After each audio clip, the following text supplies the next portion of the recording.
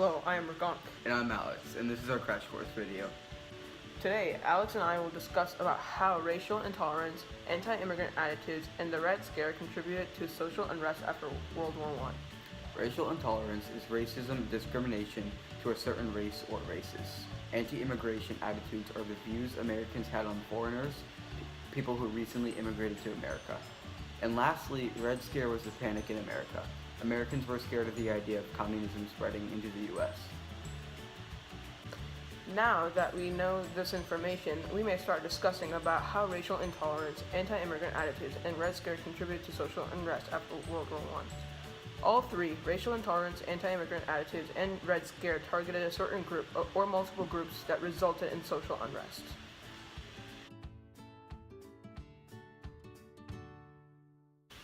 For example, racial intolerance targeted one race, causing social unrest. Lynching and enforcement of Jim Crow laws continued in the South, causing further social unrest due to racial intolerance. The Jim Crow's law were racial segregation laws to separate white and black people in the southern states' public and private facilities. The Jim Crow laws were in effect in schools, hospitals, parks, and transportation throughout the South.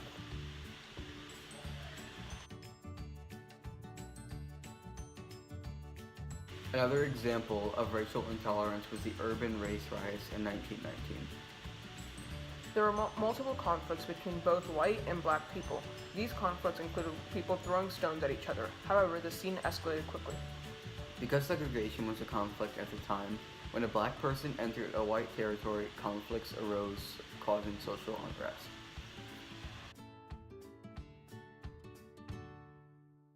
The KKK contributed to social unrest as well by targeting numerous groups of people. With the growth of the KKK, people had decided to target more than just the African American population. These groups include Catholics, Jewish people, political leaders who wanted more civil rights, and other minority groups.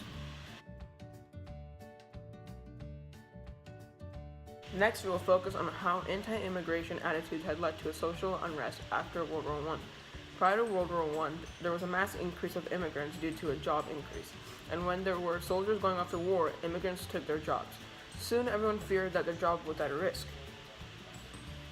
Due to this, Americans had a fear of foreigners. This is known as nativism. Nativism caused social unrest because some Americans targeted immigrants. Because of nativism, the Quota Act of 1921 was established. For those of you who are unfamiliar with this, it is an act to limit the amount of immigrants that were allowed to come into the country.